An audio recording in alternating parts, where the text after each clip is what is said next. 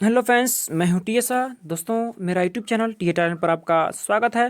दोस्तों, आज मैं आपको लेकर के आया हूं बोर्ड एग्जाम के लिए विज्ञान का मॉडल पेपर। दोस्तों, इस मॉडल पेपर को आप बहुत ही ध्यान से देखेंगे। दोस्तों, निश्चित रूप से इस मॉडल पेपर से आपको बहुत सारे क्वेश्चन परीक्षा में मैच करेंगे। दोस्तों, मैं पूरी तरह से श्योर हूँ, कॉन्फिडेंट हूँ। दोस्तों, इसलिए पूरा वीडियो आप देखिए। दोस्तों, सामान्य निर्देश कुछ होते हैं पेपर में आपके, उसको मैं आपको पहले समझा देता हूँ। दोस्तों, जैसे इसमें दिया हुआ है कि आपका पहला जो है निर्देश देखिएगा, यह प्रश्न पत्र 3 खंडों क, ख एवं गो में विभाजित है। दोस्तों, आप जैसा कि जानते हैं कि विज्ञान के 3 पार्ट आप पढ़ते हैं, फिजिक्स है, केमिस्ट्री है, बायोलॉजी है। तो तीनों का अलग अलग खंड आपको देखने को मिलेगा, जिसमें खंड क में आपका जो है, खंड क में आपका फिजिक्स रहता है, खंड ख में जो है केमिस्ट्री रहता है, और खंड ग में क्या रहता है दोस्तों, बायोलॉजी रहता है। दूसरा आप पढ़ेंगे दूसरा नंबर का, तो प्रत्येक खंड का पहला प्रश्न बहुविकल्पी है, जिसमें चार उत्तर दिए गए हैं। सही विकल्प चुनकर उत्तर पुस्तिका में लिखना है। तो दोस्तों, जैसे कि आप क्या करते हैं परीक्षा में, ये पूरा आप क्या करते हैं, पूरा आप इस छापना चालू कर देते हैं, चारों विकल्प लिखते हैं, प्रश्न लिखते हैं, आपका टाइम लॉस होता है। आप केवल देखिए, आप लिख सकते हैं प्रश्न नंबर 1 का क का उत्तर, और जो विकल्प इन चारों में सही हो, केवल उन्हीं विकल्पों का आप कॉपी में लिखिए। सभी विकल्प लिखने की आवश्यकता नहीं है। दोस्तों, ठीक है। अब देखिए, इसमें आपको क्या होगा, खंड क में भी 3 प्रश्न विकल्पी मिलेंगे, इसी तरह से खंड ख में भी 3 विकल्पी मिलेगा, और खंड ग में भी आपको विकल्पी ऐसे मिलेंगे, यानी 4 विकल्पी मिलेंगे। दोस्तों, अब देखिए, क ख ग घ दिया ना, क ख ग घ 4 विकल्प आपको मिलेंगे प्रत्येक खंड में। दोस्तों, यह विकल्पी प्रश्न आपका होगा। तीसरा निर्देश है, प्रत्येक खंड के सभी प्रश्न एक साथ करना आवश्यक है। प्रत्येक खंड नए पृष्ठ से प्रारंभ किया जाए। देखिए, इसमें क्या दिया हुआ है, इसको आपको बेहद जरूरी है समझना। दोस्तों, अब जो मैं तीसरा जो बता रहा हूँ, सावधानी दिखेगा, इसमें क्या कहा है।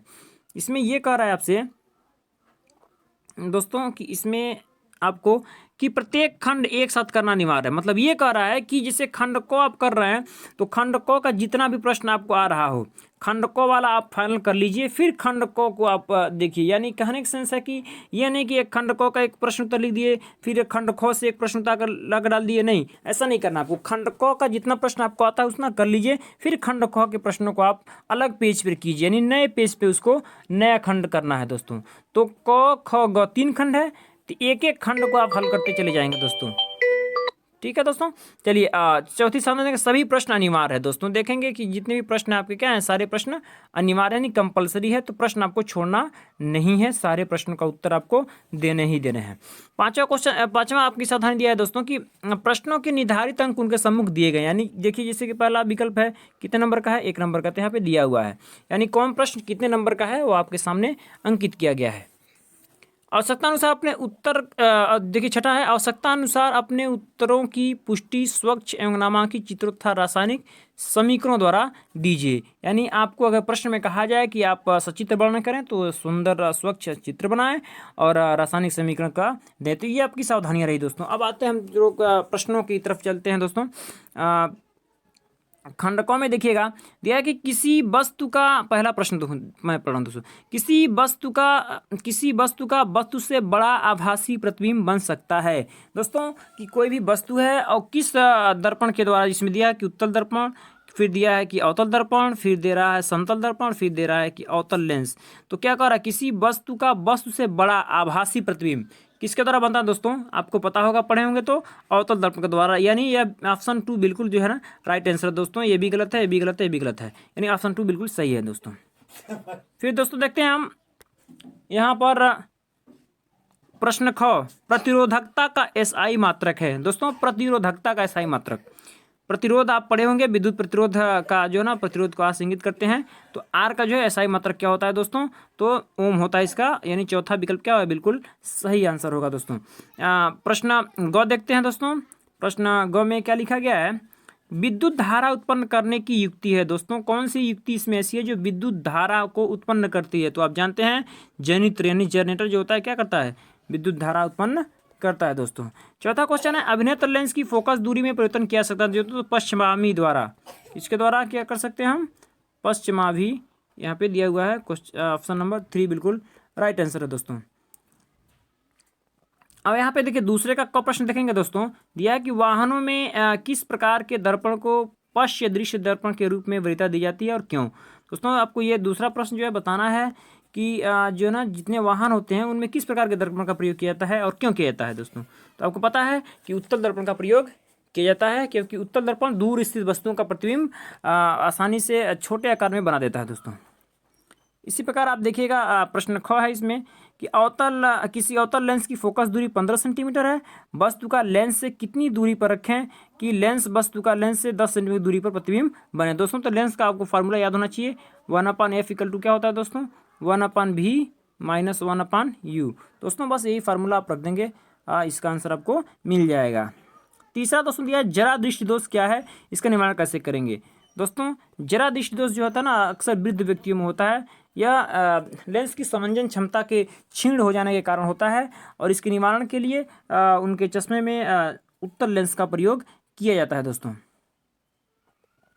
अब तीसरा का क प्रश्न आप देखेंगे दोस्तों, प्रश्न नंबर 3 का क दिया गया है कि प्रकाश के परावर्तन के नियम लिखिए। दोस्तों आपको पढ़ाया गया होगा, जरूर आप पढ़े होंगे कि प्रकाश के परावर्तन के कितने नियम होते हैं और इस संबंधित न्यूमेरिकल भी दिया गया है दोस्तों कि 20 सेंटीमीटर वक्रता त्रिज्या वाले अवतल दर्पण के सामने 5 सेंटीमीटर की दूरी पर, फिर दूसरा नंबर दिया है 15 सेंटीमीटर की दूरी पर कोई वस्तु रखने पर प्रत्येक स्थिति में प्रतिबिंब कहाँ बनेगा और कैसा बनेगा।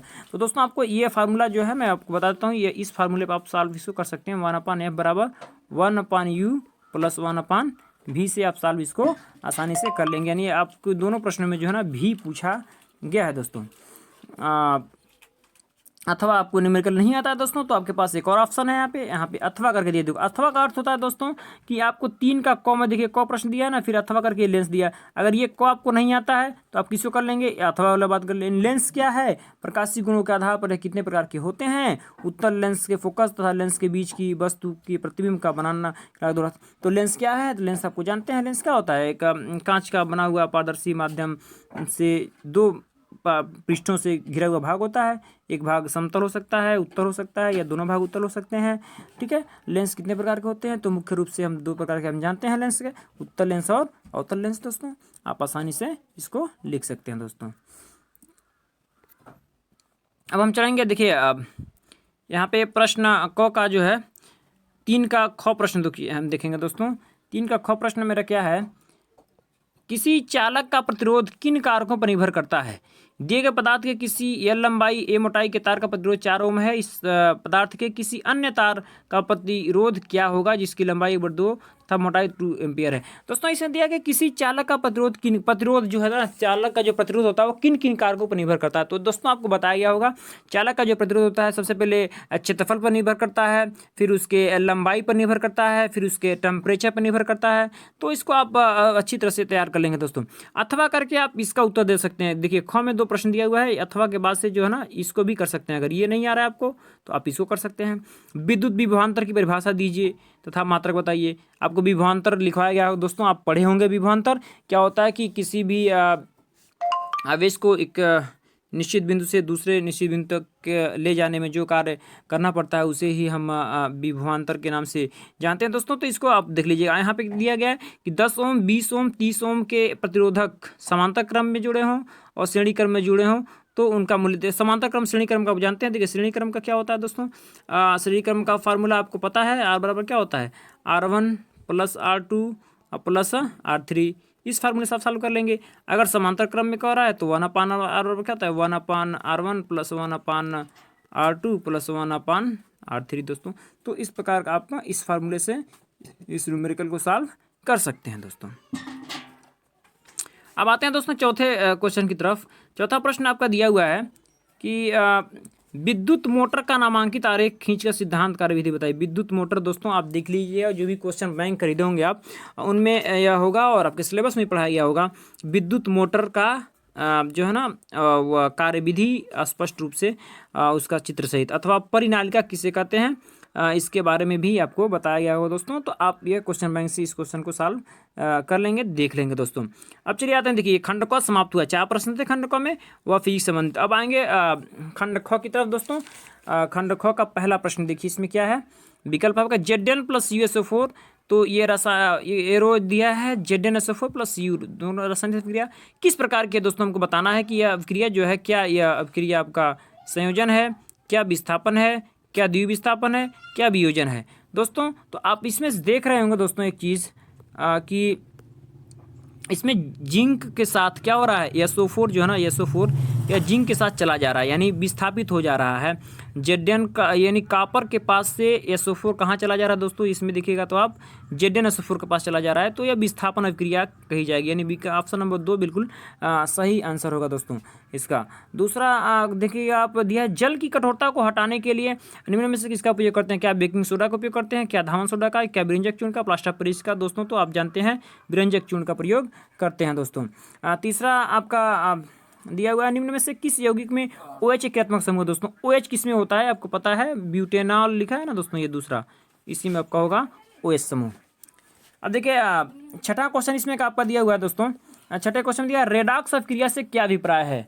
रेडॉक्स अभिक्रिया से क्या अभिप्राय है दोस्तों। रेडॉक्स अभिक्रिया आपको पढ़ाया गया होगा, बहुत अच्छी तरह से आप समझाया भी गया होगा, तो आप इसको क्या करेंगे, आप देख लेंगे। रेडॉक्स अभिक्रिया ऐसी अभिक्रिया होती है जिसमें, मैं बता देता हूँ हल्का फुल्का, ऐसी अभिक्रिया होती है जिसमें क्या होता है, अपचयन और उपचयन दोनों एक साथ होता है, उसको हम रेडॉक्स अभिक्रिया के नाम से जानते हैं दोस्तों। अथवा आप देख सकते हैं कि इसमें एक और क्वेश्चन दिया हुआ है कि बेकिंग सोडा बनाने की विधि तथा उपयोग दोस्तों। बेकिंग सोडा हम कैसे बनाते हैं, यानी खाने का सोडा जो है उसकी निर्माण विधि क्या है और उसका क्या उपयोग है, इसको याद कर लीजिएगा। आधुनिक आवर्त सारणी दोस्तों दिया हुआ है, आधुनिक आवर्त नियम क्या है, आवर्त सारणी के किस आवर्त में बाएं से दाएं जाने पर परमाणु त्रिज्या में क्या परिवर्तन होता है दोस्तों। तो इस प्रश्न को भी आप अच्छी तरह से देख लेंगे दोस्तों, ठीक है। अब देखिए सातवां का क्वेश्चन दिया दोस्तों, इसमें दिया कि IUPAC नाम लिखिए। आप क्या लिखना है दोस्तों, IUPAC नाम लिखना है दोस्तों इसका। देखिए IUPAC नाम लिखने के सबसे पहले हम इसमें क्रियात्मक समूह ढूंढेंगे। क्रियात्मक समूह मैंने ढूंढ लिया, क्या है, COOH है दोस्तों। क्रियात्मक समूह इसमें क्या दिखाई दे रहा है आपको, लास्ट में आप देखिए क्या दिखाई दे रहा है, COOH। तो ये किसका COOH हो गया ना क्रियात्मक समूह दोस्तों। तो हम क्या करेंगे, अब कार्बन की संख्या काउंटिंग करेंगे। देखिए तो 1, ये 2 और ये 3, ये 4 और एक इसमें है लास्ट में COOH में, यानी 5 हैं। तो 5 से क्या हो जाएगा, पेंटेन हो जाएगा दोस्तों। और यहाँ देखिएगा आप, जो ऊपर जो जुड़ा हुआ है इसको हम क्या कहते हैं, मेथिल कहते हैं, इसको भी क्या कहते हैं, मेथिल कहते हैं। तो यह दूसरे नंबर पे कार्बन पे जुड़े हुए हैं, तो 2 मेथिल हो जाएंगे। इसका नाम ओवरऑल क्या हो जाएगा दोस्तों, मैं लिख देता हूँ, देखिए 2 मेथिल, पहले क्या लिखेंगे, 2 मेथिल और यहाँ पे 5 कार्बन, 1 2 3 4 और 5, और COOH जब रहता है ना तो ओइक एसिड जुड़ जाता है, तो पेंटेन, 5 से पेंटेन हो जाएगा, तो पेंटेनोइक हो जाएगा, ओइक जोड़ देते हैं, पेंटेनोइक एसिड क्या हो जाएगा दोस्तों, यानी इसका नाम क्या हो जाएगा, ये पहले का IUPAC नाम 2 मेथिल पेंटेनोइक एसिड दोस्तों। अब दूसरा इसमें क्या दिया हुआ देखिएगा, दूसरा हम देखिए यहाँ पे Cl जुड़ा हुआ है, तो इसको हम क्लोरो कहेंगे।